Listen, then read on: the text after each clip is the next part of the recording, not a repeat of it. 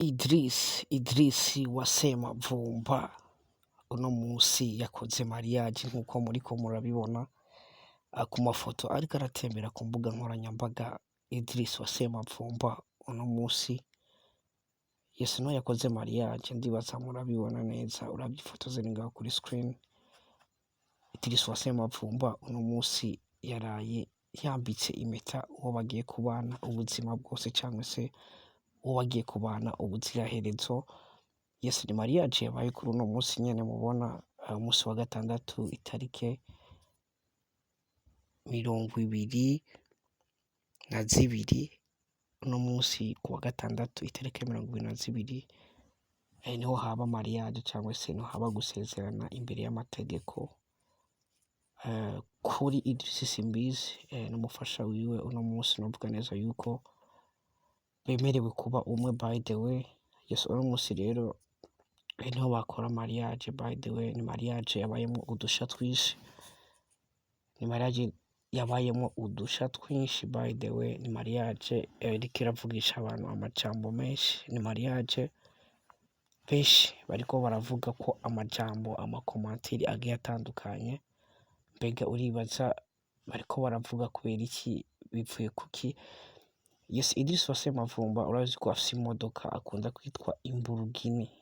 Ni modoka novuga ko itwengeje by the way, ariko niyo modoka yakoreyemwo mariage mu gihe benshi bari biteze ko aza kuba afise imodoka nziza, imodoka y'ibeyi, ariko niyo modoka yashoboye gukoreramwo mariage. Imodoka yiwe abazi Idris Uwasemavumba murayizi, niyo modoka yashoboye gutwaramwo umugeni mu gihe benshi bari biteze ko aza kuba afise iyindi modoka, ariko yaje kubatungura akoresha mariage imodoka nyene asanzwe afise, asanzwe nawe nyene yitwa Imburugine. Uno musi rero nkuko nakomeje kubikubwira niho haba gusezerana canke se niho haba mariage imbere y'amategeko canke se imbere y'urusengero. Niho basezerana yuko bagiye kubana akaramata n'umukunzi wiwe.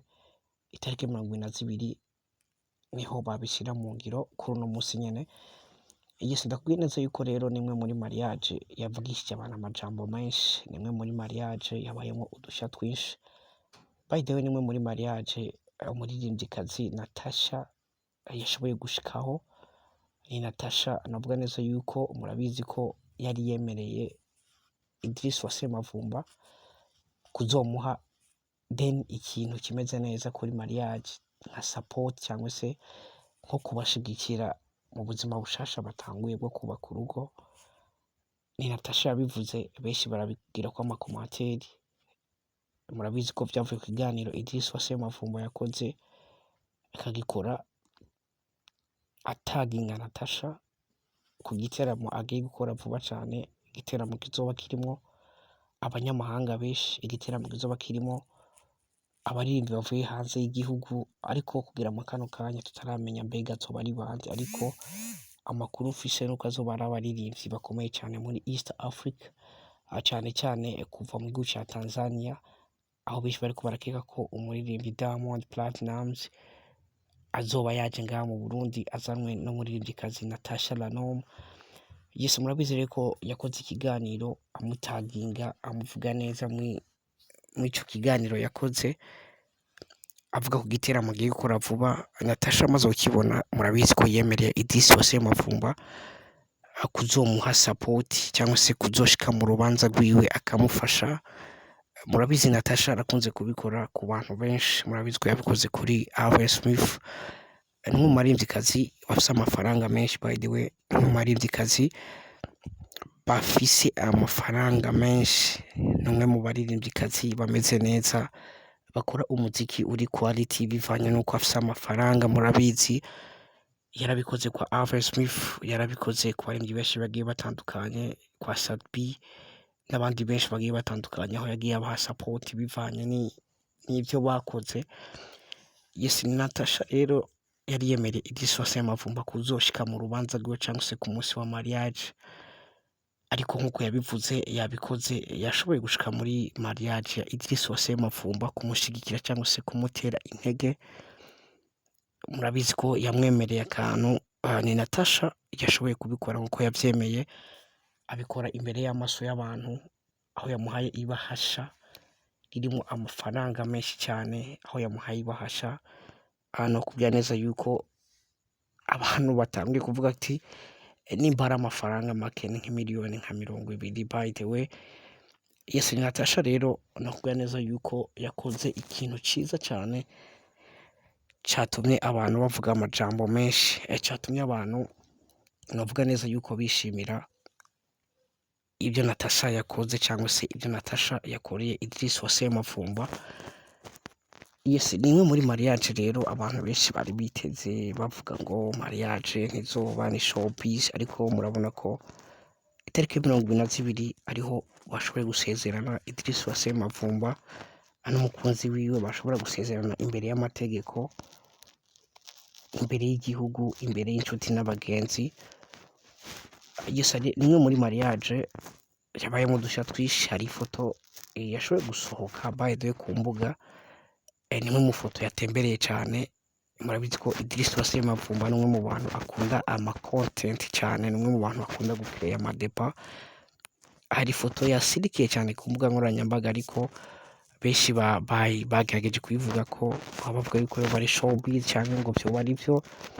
Rimwe mu foto yagaragaye Idris Uwase Mavumba ari kumwe na pale wiwe, bisa nkaho imodoka yabapfiriye ko by the way, bisa nkaho bariko barakora imbere, bayuguruye iki kibote cy'imbere, ndibaza urabona amafoto ngaho kuri screen, bisa nkaho bariko barayikora, yabapfiriye ko bagiye gutora umugeni cyangwa bavuye gutora umugeni je pense, kuko imodoka ntitwageze tubona indani tubone ko ari umugeni cyangwa atawurimo, ariko biragaragara nimba batari bagiye gutora umugeni bari bavuyeyo.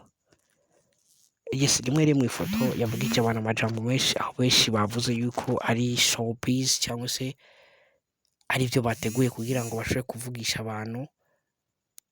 Yes, ni Idris Uwase Mavumba rero nk'uko mwabibonye uno munsi yashoboye gushinga urugo, uno munsi yashoboye kwitwa umugabo by the way.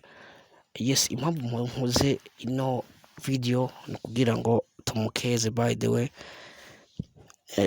Ku ruhande rw'iwanje reka mvuga ati congratulation.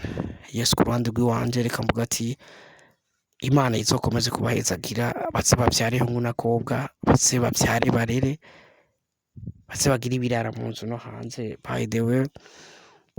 Yes, ku rundi ruhande reka shimire Natasha nk'uko yavyemeye, abikije ku mbuga ziwe, aho yavuze ati jewe nzomushigikira kuri mariage, nzokorera ikintu cyiza cyane.